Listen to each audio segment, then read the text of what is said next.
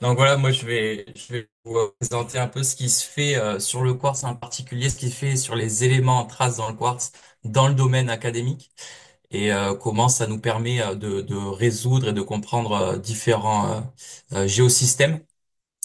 Donc voilà, je suis Loïc Saunier, je suis en postdoc géosciences environnement Toulouse depuis pas mal d'années maintenant. Et donc je suis très heureux de participer à cette réunion de la SGF. Donc le quartz, comme tu l'as dit, c'est le second minéral le plus abondant de la croûte terrestre derrière le groupe minéralogique des feldspaths. Il cristallise à partir d'un magma, d'un fluide ou de transformation métamorphique, donc même de diagénèse parfois, donc il est vraiment présent dans tous les types de roches de la croûte terrestre. Et c'est c'est le minerai commun le plus résistant à l'altération chimique et mécanique. On a les zircons qui sont des minéraux qui sont encore plus résistants, mais ce sont des minéraux accessoires. Donc jusqu'à quelques dizaines d'années, ou même 15 ans, donc la géochimie du quartz, elle était négligée du fait de son faible taux d'éléments traces et du fait qu'on n'avait pas les outils, on n'avait pas les techniques pour analyser ce qu'il y avait dans le quartz, à part de la silice, hein, puisque le quartz c'est SiO2. Mais ça a changé notamment avec la démocratisation des spectromètres de masse dans les labos de géologie, notamment couplés avec l'ablation laser, ce que je vais beaucoup vous présenter. Donc, l'application numéro un en géosciences des éléments traces dans le quartz, ça concerne le titane dans le quartz. Et c'est un thermobaromètre. En fait, le titane, l'incorporation du titane dans le quartz, elle va nous permettre de connaître la température de cristallisation du quartz, et donc dans différents types d'environnements. C'est très utilisé dans les roches granitiques ou dans les systèmes volcaniques. Ça s'est mis en place au début des années 2000 et il y a une dizaine d'équations qui ont été proposées depuis. Il y a eu beaucoup de controverses. Là, récemment, des études récentes confirment et améliorent légèrement, mais confirment, disons, l'équation proposée par Thomas en 2010. Donc, c'est celle-là que je vais vous présenter. Très rapidement, alors je suis pas un matheux, hein, mais globalement, dans l'équation, on a quatre inconnus, la température, la pression, l'activité en titane du milieu dans lequel le quartz cristallise. Grosso modo, c'est corrélé à la concentration du magma ou du fluide dans lequel le quartz cristallise, et la concentration évidemment en titane du quartz. Et grâce à ça, en connaissant la concentration du titane dans le quartz, là c'est à une activité donnée, en fonction de la pression, on va pouvoir connaître la température de cristallisation de nos roches. Donc vraiment, ça c'est l'application numéro un dans les géosciences, c'est le thermobaromètre Titanic Q, comme on l'appelle. Ensuite, il y a la speedométrie. Donc là, on va utiliser toujours le titane, mais on va utiliser la diffusion du titane entre, par exemple, deux zones de quartz qui vont présenter une concentration différente en titane. En fonction de la température et de la durée à laquelle le quartz est soumis à cette température, ben, petit à petit, le saut de concentration va avoir tendance à se lisser. Donc, il va se lisser d'autant plus vite que la température sera élevée euh, et pour une température donnée, en connaissant le profil de diffusion euh,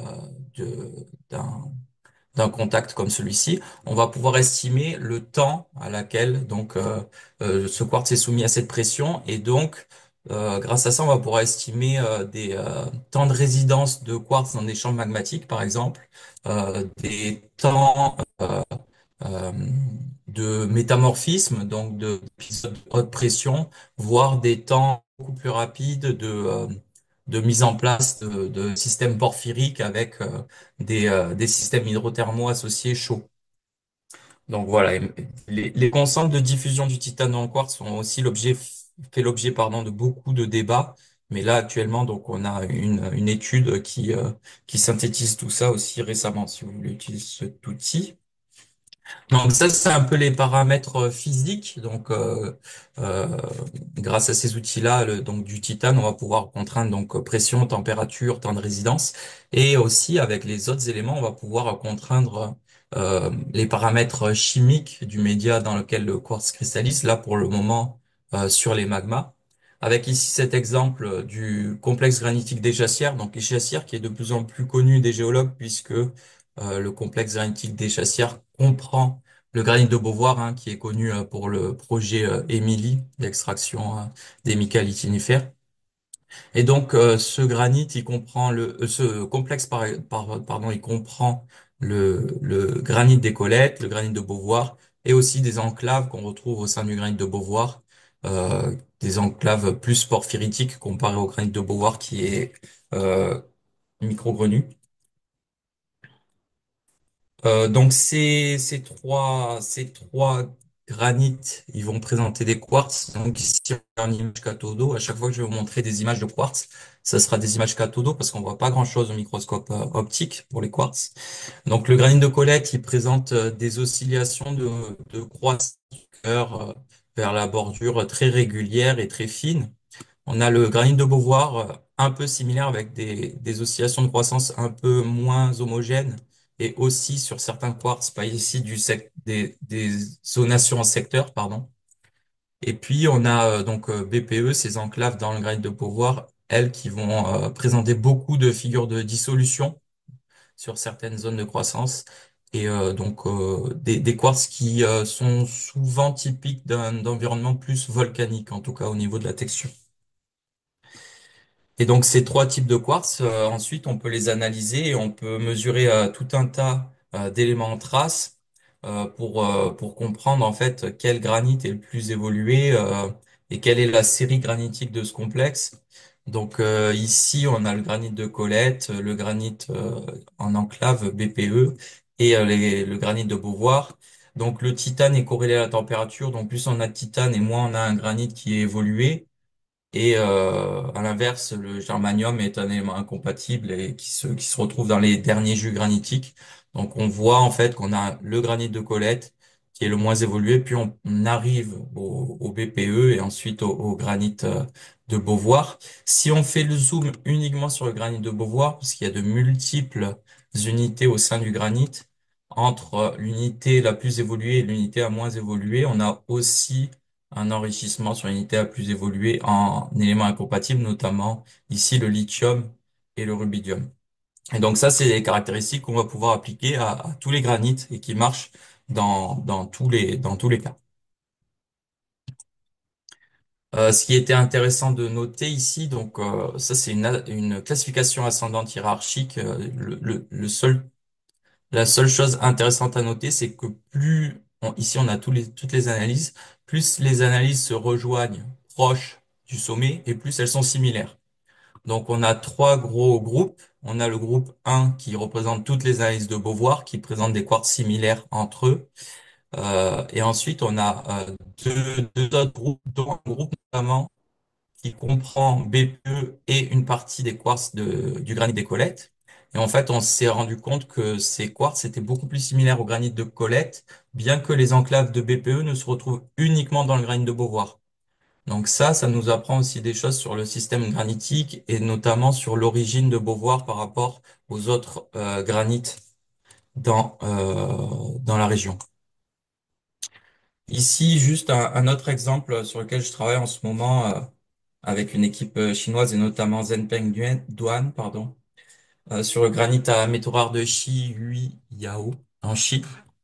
Ici, on a un quartz qui est à la fois imagé avec de l'image réfléchie et de l'image transmise. Et on voit bien qu'ici, c'est assez compliqué de déterminer où est le cœur de ce quartz, où sont les bordures. Et donc, en fait, quand on passe en image cathodo, là, on comprend beaucoup mieux où sont les cœurs de ce quartz, vers où il a cru, pardon, etc., etc. Euh, ce granit présentait des quartz particulièrement intéressants puisque ces quartz présentent d'abord une texture, on va dire, de phénocristaux classiques, mais en fait vont continuer à grossir jusqu'à des interstices très éloigné du cœur et donc où on a déjà des inclusions de feldspath, de mica, etc., etc. Et cetera. Et donc en fait, ces quartz sont intéressants pour nous parce que le cœur de ces quartz présente une cristallisation qui est au début de la cristallisation du magma, tandis que les bordures les plus éloignées vont présenter vraiment une cristallisation qui va apparaître vraiment à la fin des derniers jus de ce magma. Donc on a grosso modo toute l'histoire magmatique qui va être enregistrée dans ces quartz. Et ce qu'on s'est rendu compte, c'est un résultat qui est particulièrement étrange pour nous, puisque les éléments, et notamment les éléments incompatibles du cœur, par exemple ici pour le lithium, vers la bordure, eh bien, vont décroître dans le quartz, alors qu'en règle générale, plus un élément est incompatible, et plus il va s'enrichir dans les derniers jus magmatiques. Donc on a plusieurs interprétations pour ça, mais on n'est pas encore sûr de comprendre pourquoi, si c'est les coefficients de partage qui changent au fur et à mesure de la cristallisation du quartz ou si c'est lié à l'incorporation de ces éléments dans d'autres minéraux, par exemple. Alors le quartz, on peut aussi s'en servir pour la plomberie magmatique des systèmes volcaniques, c'est-à-dire pour essayer de comprendre d'où viennent les magmas des roches extrusives, des rhyolites, des ignimbrites. Et donc dans le cas du pont de lithium de Macusani au Pérou, qui est qui présente des roches très connues puisque en fait c'est l'équivalent extrusif des granites à métaux rares. Et c'est un des rares équivalents extrusifs. On a imagé trois types de quartz, trois types d'évolution du titane dans le quartz, ici en bleu. Donc des quartz avec un titane des cœurs du titane pardon des cœurs aux bordures qui va diminuer. Donc ça peut représenter tout simplement la baisse de température au fur et à mesure de la cristallisation du quartz dans la chambre magmatique, mais également parfois une diminution, puis sur l'extrême bordure de nos quartz, une augmentation titane. Alors ça, on l'explique pas par une augmentation de la température, mais on va l'expliquer par une diminution de la pression liée au processus éruptif, notamment potentiellement le passage de la pression lithostatique à la pression hydrostatique, pour expliquer cette dernière variation dans nos phénocristaux. Et puis on a un troisième type où on a des cœurs hérités qui présentent des zones de dissolution très marquées avec des teneurs extrêmement faibles en titane. Et ça, pour nous, c'est les cœurs hérités qui proviennent de plus profond de la chambre magmatique, beaucoup plus profond. Et donc, grâce à ces types de quartz, en fait, on va être capable de retracer l'histoire magmatique du gisement de ces roches extrusives de Macusani, de la source, qui est, d'après les concentrations de titane dans le quartz, au minimum à plus de 45 kilomètres de profondeur. Mais également, grâce à la diffusion du titane dans le quartz à certaines interfaces, on va pouvoir aussi également estimer le temps de résidence du magma dans la chambre volcanique, qui est là d'ailleurs estimé à environ 100 000 ans. Donc ça, c'était pour l'aspect magma, mais les signatures des quartz, ça sert aussi pour tracer les systèmes hydrothermaux. Alors ici, on se retrouve toujours sur le complexe granitique des Chassières, donc avec le granit de Colette et le granit de Beauvoir, ici en jaune et rouge. Et au niveau de ce granit, en fait, on avait tout un réseau de veines ici en orange qui étaient plus ou moins minéralisées avec du niobium, du tantal, de l'étain et du tungstène. Et on voulait savoir, en fait, ce réseau de veines, à quel système hydrothermal si on pouvait le rattacher, si on pouvait le rattacher à un système hydrothermal, sachant qu'il y a une multitude de veines et de minéralisation dans la zone. Donc ici, c'est la signature c'est de l'ensemble de ces veines. On a échantillonné trois veines ici. Et donc voici la signature chimique de ces quartz avec notamment un enrichissement en lithium, en aluminium, euh, en germanium et en antimoine. Et en fait, on a analysé les quartz hydrothermaux d'autres systèmes, notamment par exemple ici le système de la Bosse.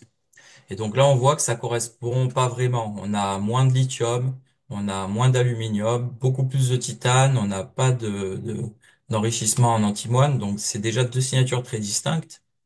On a comparé ça avec des veines reliées à une altération potassique dans le granit de Beauvoir. Ici aussi, ça n'a rien à voir. Ici, on a des veines qui sont très riches en beryllium, en bore, en sodium.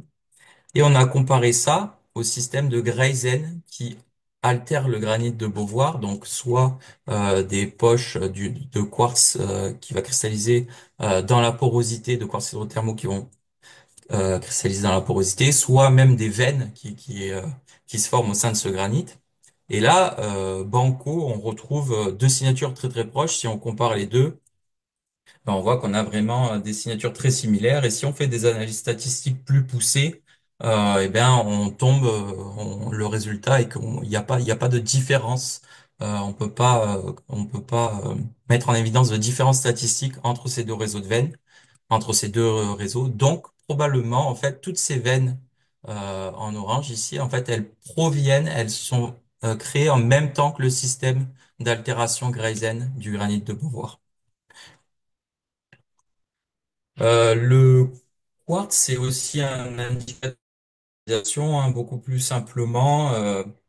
Tous les quartz magmatiques qui contiennent plus de 100 ppm ou une centaine de ppm de lithium, qui ont été publiés dans la littérature, donc ça commence à en faire, je sais pas, il y a au moins 5 ou 6 études sur des granites à métaux rares, euh, eh bien, proviennent de granit à métaux rares. Donc, en fait, si on trouve un quartz magmatique qui a 100 ppm de lithium, on sait à peu près qu'on est sur un système qui va présenter des minéralisations en lithium, mais aussi en niobium, niobium tantal, en étain et en tungstène.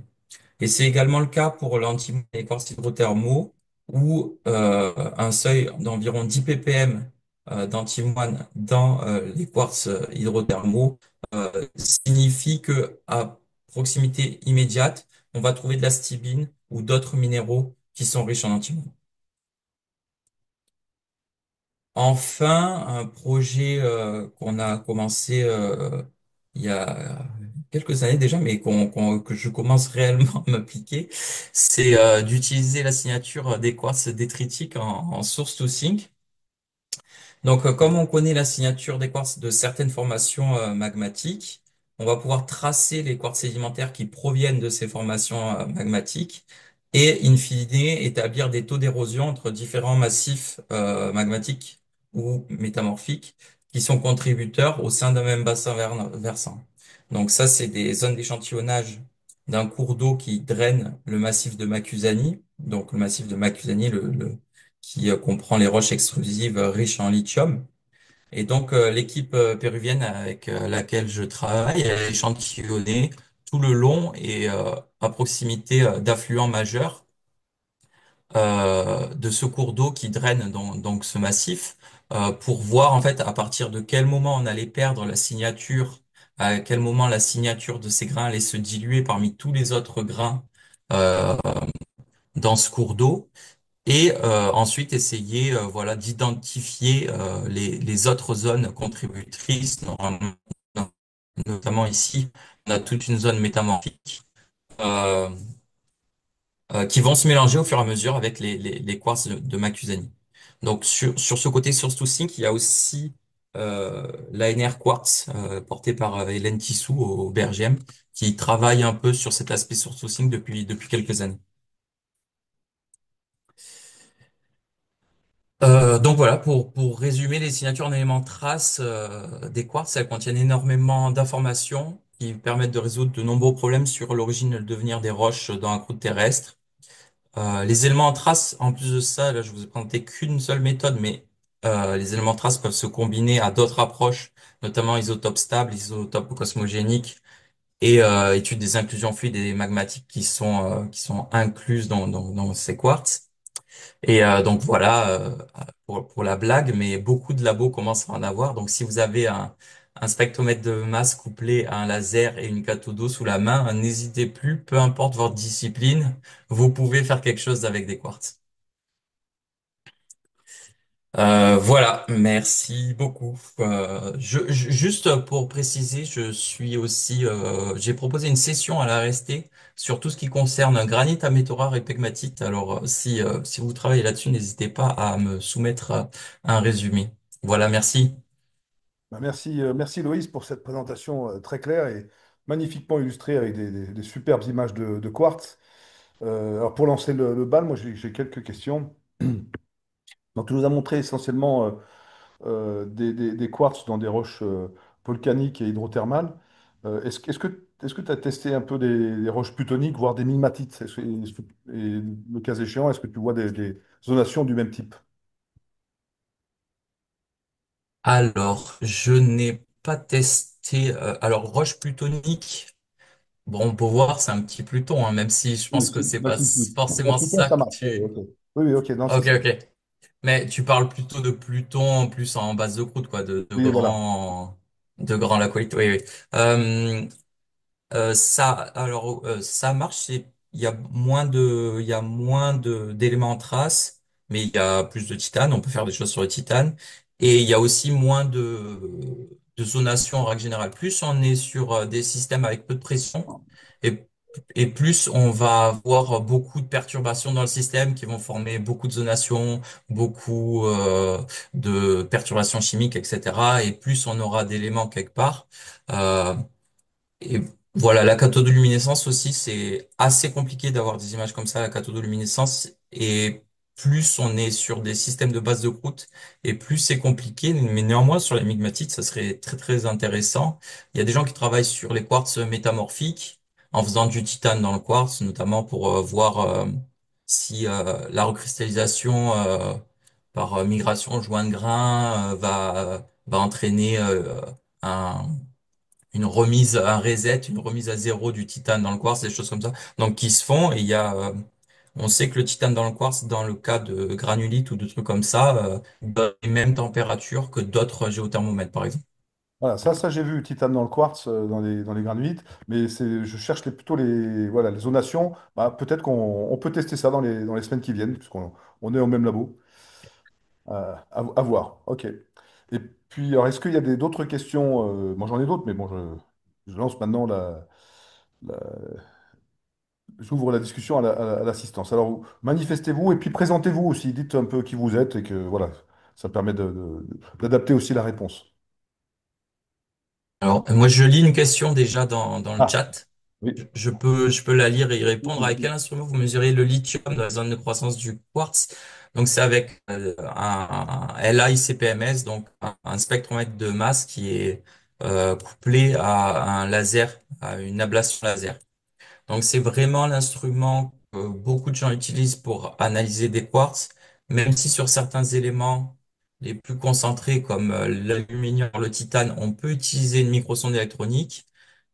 Et après, pour d'autres, il y a des éléments encore plus de pointe. Il y a des nano-SIMS, des nanosondes ioniques et des choses comme ça. Mais là, on est vraiment sur des équipements de pointe que peu de labos ont. En tout cas, c'est surtout le spectromètre de masse couplé à ablation laser qui sont utilisés. Voilà, et là, tu peux peut-être préciser la résolution spatiale et puis en profiter aussi pour donner un petit peu le principe de la cathodoluminescence. Alors, la résolution spatiale, donc à la sonde, on va être sur un spot de 1 à 2 microns, mais on peut avoir que les éléments les plus enrichis. Euh, Ensuite, au laser, on va être sur une zone d'analyse de 20 microns pour les lasers femto qui réussissent bien à ablater le quartz, à plus 60 à 100 microns pour les lasers nano qui sont un peu plus difficiles à utiliser pour ablater le quartz. Et après, les nanoteams, c'est de l'ordre du micron et c'est ce qui marche le mieux, je crois. Ensuite, la cathodoluminescence, pardon, j'ai oublié ta question. Ah oui, quel est le principe? Alors, le principe, c'est qu'on a une perturbation du réseau cristallin qui va apparaître comparé à une zone de croissance à une autre parce qu'on a plus d'éléments dans cette zone-là ou plus de OH ou des choses comme ça, plus de défauts dans le réseau. C'est très mal contraint. Il y a beaucoup de gens actuellement qui disent que le titane, c'est un bon activateur de cathodo, ce qui est ce qui est ce que moi je remets en question et que je vois régulièrement dans le quartz, c'est qu'on a des zones de cathodes qui apparaissent très blanches, qui sont très pauvres en titane comparé à des zones. Donc j'ai beaucoup de contre-exemples à ça et c'est pas encore clair. En tout cas, c'est pour moi à ce stade-là assez mauvais de faire des comparaisons entre une zone cathodo qui va beaucoup émettre n'est pas forcément enrichie en éléments. D'accord. Et dans les quartz que tu as analysés, là, tu nous as montré des zonations que tu interprétais en termes de soit diminution de température, soit changement de pression. Est-ce que tu as est-ce que c'est toujours, je dirais, unidirectionnel avec une seule évolution, diminution de température, puis diminution de pression? Ou est-ce que des fois tu as des zonations imbriquées, tu vois, qui montreraient des changements de température, changements de pression successifs? Ouais, bah, évidemment, hein, c'est pas aussi simple que ça. Nous, on propose juste des modèles, mais en tout cas, il y a un rôle de la pression, et ça, c'est quelque chose qui est nouveau, en tout cas dans la partie magmato-volcanologie, parce que souvent, pour expliquer cet enrichissement euh, paradoxal du titane dans le quartz sur les dernières bordures euh, du quartz, donc on disait que Mais tu peux remettre la photo peut-être. ouais, on disait, donc par exemple, ici ou ici, on disait en fait qu'il y avait un magma mafique qui arrivait et qui réchauffait fortement la chambre magmatique. C'est ce qui provoquait aussi l'éruption. Mais donc, en faisant nous-mêmes les calculs, on s'est rendu compte que, par exemple, il faudrait réchauffer de plus de 200 degrés le mush et donc pour ça, il faudrait quasiment faire rentrer autant de magma mafique que la chambre magmatique, ce qu'elle est actuellement, sans qu'il y ait aucune perte de chaleur dans l'encaissant, des choses comme ça, des choses qui tiennent pas. Sans compter que souvent la bordure des quartz est encore plus riche en lithium et en éléments incompatibles, et donc ça contredit directement l'assimilation d'un magma plus mafique. D'accord, bah super. Bon, on en discute la semaine prochaine de ça parce que ça me titille. Bon, alors, est-ce qu'il y a d'autres questions sur. Je vois oui, il y a une autre question. Donc, Océane Spinelli, Sanchez, archéologue. Vous pouvez vous poser la question, hein. Mettez votre micro, ce sera plus vivant. Et éventuellement, activez votre caméra, c'est encore plus sympa. Est-ce que Océane Spinelli, Sanchez, voilà, se lance? Comme tu veux, Océane, sinon je peux répondre, je peux lire ta question, c'est toi qui vois.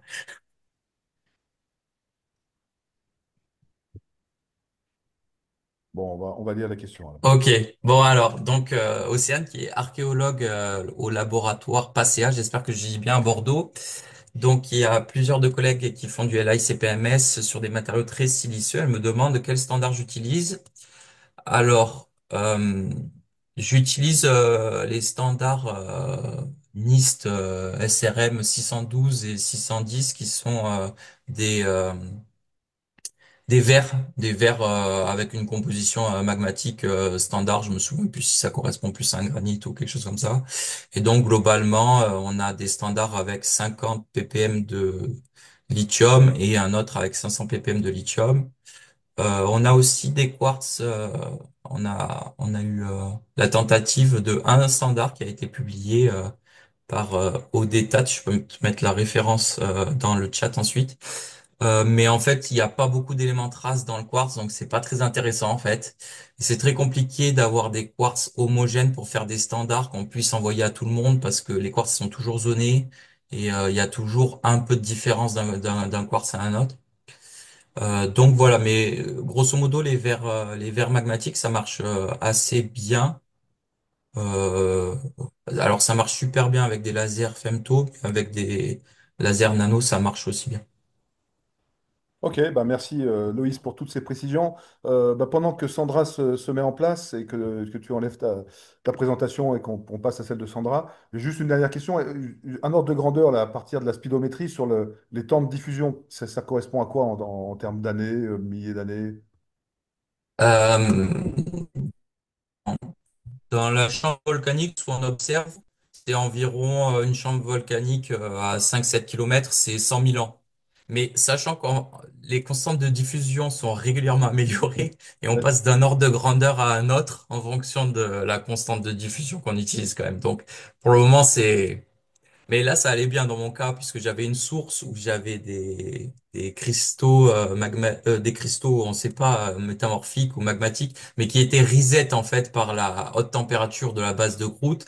Et là, pour reset un cristal entier, il faut 1 million d'années environ. Et donc ça va bien d'avoir une échelle de temps de 1 million d'années au niveau de la source, de 100 000 ans au niveau de la chambre magmatique et de moins de 10 000 ans au niveau de l'éruption, tu vois. D'accord, ouais, bah, c'est super ça, ouais. Ok.